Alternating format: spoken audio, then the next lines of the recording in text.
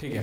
अब बेटा जैसे ही हम लोगों ने फ्रेम ऑफ रेफरेंस देख लिया, उसके बाद हम लोग टाइप्स ऑफ मोशन पे चलते हैं, पर उससे पहले छोटा सा ये टॉपिक है वो और देख लेते हैं। सबसे पहले हम समझते हैं क्या scalar quantity.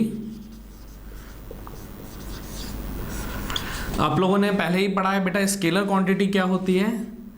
It is those quantity which require only magnitude to define itself। इसका मतलब क्या है बेटा कि स्केलर क्वांटिटीज वो क्वांटिटीज होती हैं जिन्हें सिर्फ और सिर्फ मैग्नीट्यूड की ज़रूरत होती है। मैग्नीट्यूड का मतलब क्या होता है बेटा, मैग्नीट्यूड का मतलब होता है आपका मैथमेटिकल टर्म। ठीक है, तो उसे आपने क्या कहा, मैग्नीट्यूड। बेटा ऐसी क्वांटिटीज जिनको सिर्फ और सिर्फ मैग्नीट्यूड की ज़रूरत होती है अपने आप को डिफाइन करने के लिए, उन्हें हम लोगों ने स्केलर क्वांटिटीज कहा। जिसके एग्जाम्पल्स क्या हैं, एग्जाम्पल आ जाएगा बेटा आपका वेट। मान लीजिए किसी ने कहा उसका वेट 80 kgs है, तो बेटा ये क्या हो जाएगा आपका मैग्नीट्यूड। ये जो मैथमेटिकल टर्म है ये मैग्नीट्यूड, और ये पीछे जो लगा हुआ है वो यूनिट है। आप हमेशा याद रखना बेटा कि जब भी आप कोई मैथमेटिकल टर्म लिखते हैं तो वो हमेशा यूनिट के साथ लिखते हैं। ठीक है, वेट के बाद मैं लिखता हूँ फिर नेक्स्ट एग्जाम्पल स्पीड का। जो आपकी कार, आपकी बाइक में जो स्पीडोमीटर लगा रहता है बेटा, वो आपको स्केलर क्वांटिटी बताता है। जैसे a car is moving at 40 kilometre per hour, तो ये 40 क्या है बेटा, आपका मैग्नीट्यूड है। तो बेटा ये क्वांटिटीज क्या हो जाएंगी, स्केलर। एक और एग्जांपल देख लीजिए आप, डिस्टेंस। यहां से लिखा मैंने 5 किलोमीटर। तो ये ऐसी क्वांटिटीज बेटा सिर्फ जिन्हें सिर्फ और सिर्फ उन्हें मैग्नीट्यूड की जरूरत होती है अपने आप को डिफाइन करने के लिए, तो उन्हें हम लोगों ने स्केलर क्वांटिटीज कहा। ठीक है, अब बेटा इसी का काउंटर पार्ट जो होता है सेकंड, वो होता है वेक्टर क्वांटिटीज। तो अब हम चलते हैं वेक्टर क्वांटिटीज की तरफ। स्केलर क्वांटिटी में किसकी जरूरत थी, स्केलर क्वांटिटी में सिर्फ और सिर्फ जरूरत थी हमें मैग्नीट्यूड की। अब वेक्टर क्वांटिटीज को देखते हैं। वेक्टर क्वांटिटी, वेक्टर क्वांटिटी क्या है बेटा, these are those quantity which require magnitude as well as direction। यहां पे बेटा एक और नया टर्म आया आपके पास, डायरेक्शन। मतलब बेटा ये ऐसी क्वांटिटीज होती हैं जो अपने आप को डिफाइन सिर्फ मैग्नीट्यूड के बेसिस पे नहीं कर सकती हैं। उसे मैग्नीट्यूड के साथ साथ क्या चाहिए बेटा, डायरेक्शन चाहिए अपने आप को डिफाइन करने के लिए। एक और इंपॉर्टेंट कंडीशन है बेटा इसके साथ कि वेक्टर क्वांटिटी हम उन्हीं क्वांटिटीज को बोलेंगे दे मस्ट ओबे वेक्टर लॉ। ठीक है, कि बेटा वेक्टर क्वांटिटीज वो क्वांटिटीज होंगी जिनके पास मैग्नीट्यूड और डायरेक्शन होना चाहिए, प्लस एडिशनल कंडीशन क्या है बेटा, वो वेक्टर लॉ भी फॉलो करना चाहिए। अगर उनके पास सिर्फ मैग्नीट्यूड है और डायरेक्शन है पर वो वेक्टर लॉ को फॉलो नहीं करती हैं, तो हम उन्हें वेक्टर क्वांटिटीज नहीं बोलेंगे। ठीक है, एग्जाम्पल देखते हैं इसके। एग्जाम्पल क्या हो जाएंगे बेटा, एग्जाम्पल हो जाएगा इसका सबसे पहला डिस्प्लेसमेंट। ठीक है, डिस्प्लेसमेंट के बाद आपका एग्जाम्पल हो जाएगा फोर्स। फोर्स के बाद आपका एग्जाम्पल हो जाएगा वेलोसिटी। वेलोसिटी के बाद टॉर्क। ऐसे कई सारे एग्जाम्पल है जो वेक्टर क्वांटिटीज के अंडर आते हैं। क्लियर है? इसको बेटा एक एग्जाम्पल से समझते हैं कि सर हमें वेक्टर क्वांटिटीज की नीड क्यों पड़ी, जरूरत क्यों पड़ी, ठीक है। यहां पे बेटा सबसे पहले एक पर्सन को बनाता हूं,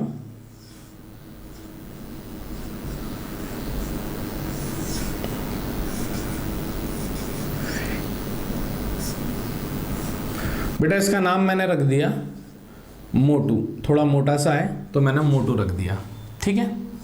और बेटा इस मोटू को इधर पे जाना है, और इधर पे है क्या,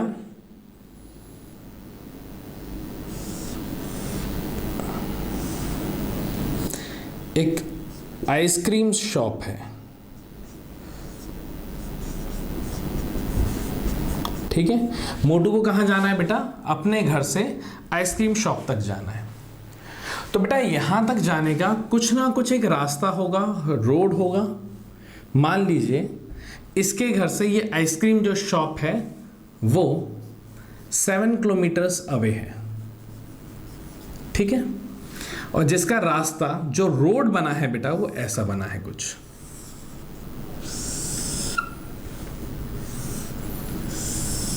ठीक है, जिसका रोड कुछ ऐसा है। तो अब अगर बेटा मोटू को आइसक्रीम शॉप तक जाना है तो वो डायरेक्ट चल के 7 किलोमीटर्स जाना है, तो क्या वो 7 किलोमीटर्स किसी भी डायरेक्शन में, इस डायरेक्शन में अगर वो 7 किलोमीटर चला जाए, या इस डायरेक्शन में वो 7 किलोमीटर चला जाए, या इस डायरेक्शन में वो 7 किलोमीटर चला जाए, तो क्या ये मोटू आइसक्रीम शॉप तक पहुंच जाएगा क्या? नहीं पहुंचेगा। मतलब इसको एक रिक्वायर्ड डायरेक्शन चाहिए है आइसक्रीम शॉप तक जाने की। तो इसने गूगल अर्थ पे आइसक्रीम शॉप डाला, तो गूगल अर्थ ने बताया क्या कि आप बेटा ये डायरेक्शन होते हैं। सबसे पहले ये देखो, ये क्या है आपका, डायरेक्शंस होते हैं। ऊपर वाला जो डायरेक्शन होता है वो होता है नॉर्थ, ये डायरेक्शन ईस्ट होता है, ये डायरेक्शन आपका वेस्ट होता है, और ये डायरेक्शन आपका साउथ होता है, ठीक है। तो आपको इसी से याद रखना है। तो जैसे इसने डायरेक्शन देखा कि आइसक्रीम शॉप का क्या है, तो डायरेक्शन में बताया कि आपको 2 किलोमीटर्स बेटा इस डायरेक्शन में जाना है। तो ये डायरेक्शन क्या हो जाएगी, ईस्ट। 2 किलोमीटर्स कहाँ जाना है, ईस्ट।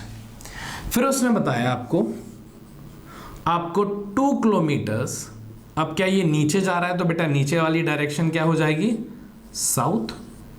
और फिर आपको कितना जाना है बेटा, 1 किलोमीटर, क्या ये इस डायरेक्शन में मोड़ा तो ये वेस्ट हो जाएगा।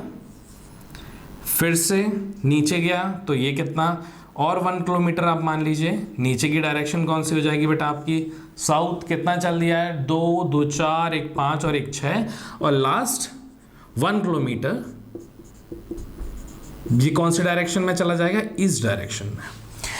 अब बेटा इस अगर चीज को देखा जाए तो यहां पे इसके पास मैग्नीट्यूड भी है plus direction, magnitude plus direction, magnitude plus direction, magnitude plus direction और मैग्नीट्यूड प्लस डायरेक्शन। इसीलिए हमें बेटा वेक्टर क्वांटिटीज की जरूरत पड़ी, क्योंकि उसको मैग्नीट्यूड भी चाहिए था और प्लस उसके पास डायरेक्शन भी होनी चाहिए कि किस डायरेक्शन में कितने मैग्नीट्यूड मुझे जाना है, तभी वो अपनी डेस्टिनेशन पे पहुंच सकता है। क्या ये बात आपको समझ में आ रही है? तो बेटा इसलिए हमें जरूरत किसकी पड़ी, वेक्टर क्वांटिटीज की। अब जैसे ही हमने स्केलर और वेक्टर क्वांटिटीज देख लिया, अब हम मूव करते हैं टाइप्स ऑफ मोशन की तरफ। बेटा अभी हम लोगों ने स्केलर और वेक्टर देखा, अब हम चलते हैं टाइप्स ऑफ मोशन की तरफ। तो हेडिंग टाइप्स ऑफ मोशन, ठीक है। बेटा मोशन को टाइप्स में डिस्ट्रीब्यूट कैसे किया, उनको डिस्ट्रीब्यूट किया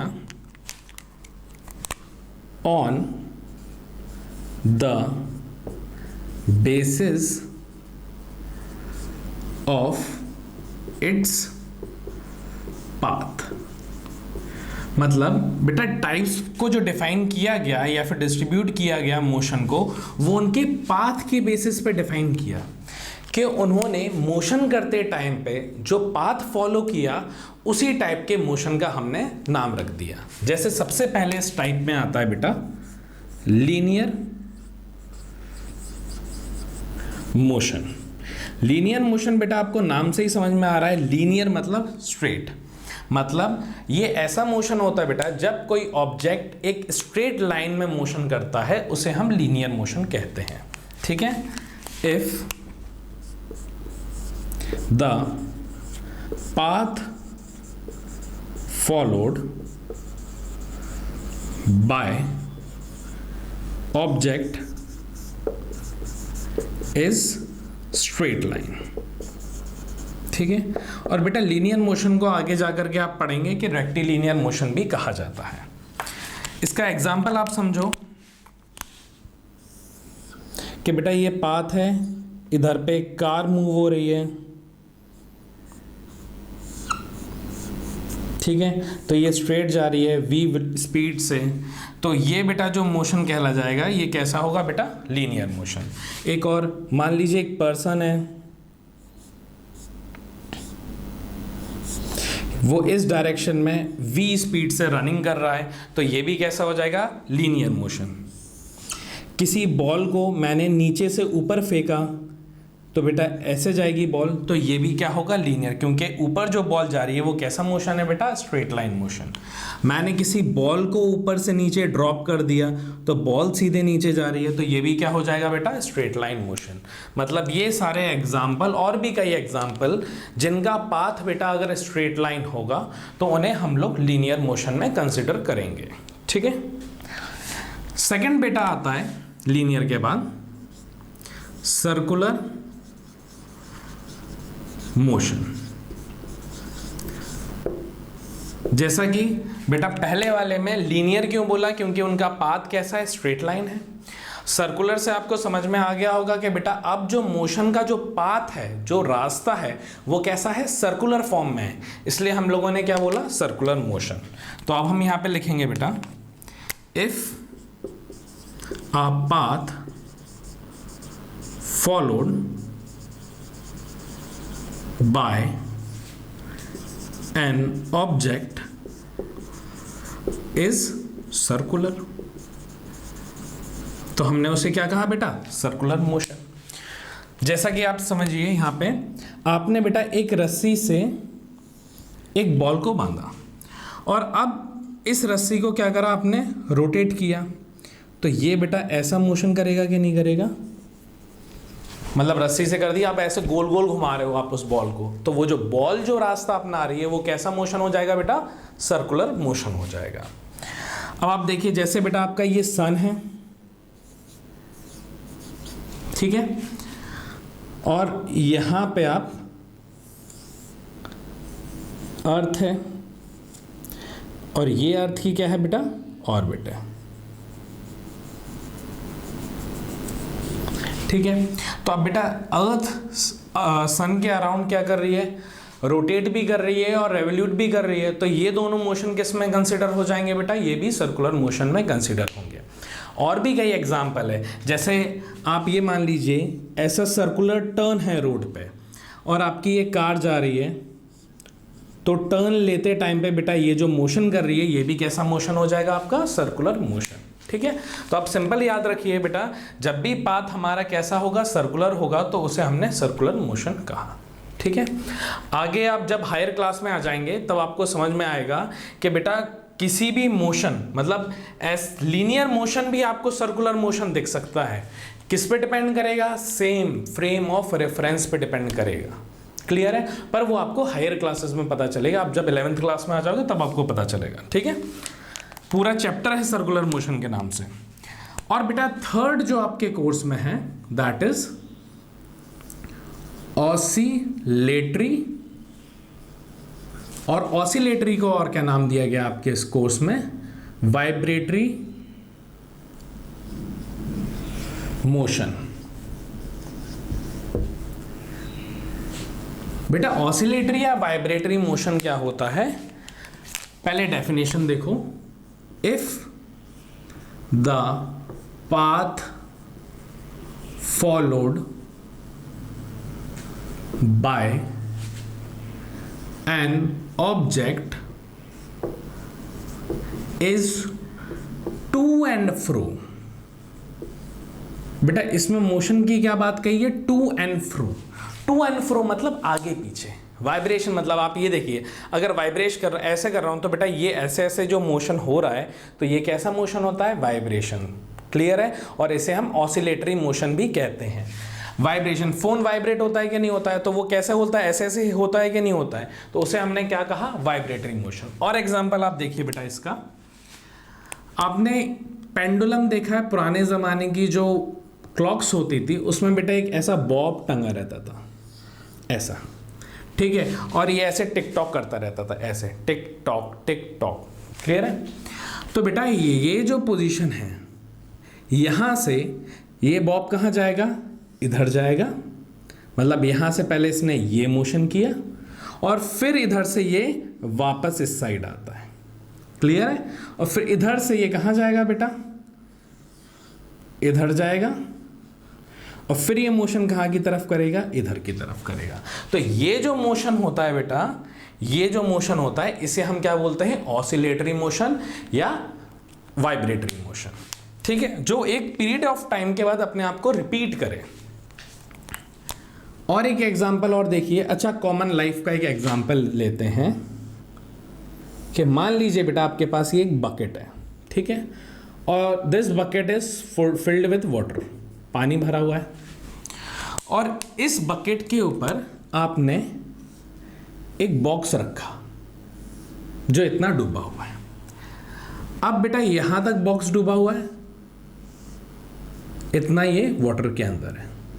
अब बेटा अगर आप इस डब्बे को ऊपर से ऐसे प्रेस करेंगे और छोड़ेंगे तो क्या करेगा, डब्बा ऊपर जाएगा, वापस नीचे आएगा, फिर नीचे जाएगा, फिर वापस ऊपर आएगा। तो ये वाला जो मोशन करेगा बेटा, उसको आपने क्या बोला, ऑसिलेटरी मोशन। क्लियर है? एक और बात याद रखना बेटा, ऑसिलेटरी मोशन के लिए ये जो पोजीशन होती है, ये आपकी पोजीशन मीन पोजीशन कहलाती है। ठीक है बेटा, ये 3 टाइप के आपके मोशन हैं आपके कोर्स में। और भी टाइप्स के मोशन होते हैं, जैसे प्रोजेक्टाइल मोशन होता है, जब आप किसी बॉल को किसी एंगल पे फेंक देते हैं। और आपके पास सिंपल हार्मोनिक मोशन होता है, आपके पास कटार मतलब कंबाइंड ट्रांसलेशन एंड रोटेशन होता है, जहाँ पे बॉडी घूम भी रही है और आगे भी चल रही है। जैसे टायर, आपकी कार का या मोटरसाइकिल का या साइकिल का टायर जो होता है वो रोटेट भी करता है और आगे भी चलता है। तो कई टाइप्स के मोशन हैं, पर अभी हम 9th क्लास में जो टाइप्स ऑफ मोशन पढ़ेंगे उसमें ये 3 टाइप्स के ही डिफाइंड है, और जिसमें भी जो पढ़ने वाले हैं वो सिर्फ फर्स्ट टाइप और सेकेंड टाइप पढ़ेंगे हम लोग। ठीक है, आप ये राइट कर लीजिए, उसके बाद हम चलते हैं कहाँ पे, सेकेंड डिस्टेंस और डिस्प्लेसमेंट की तरफ।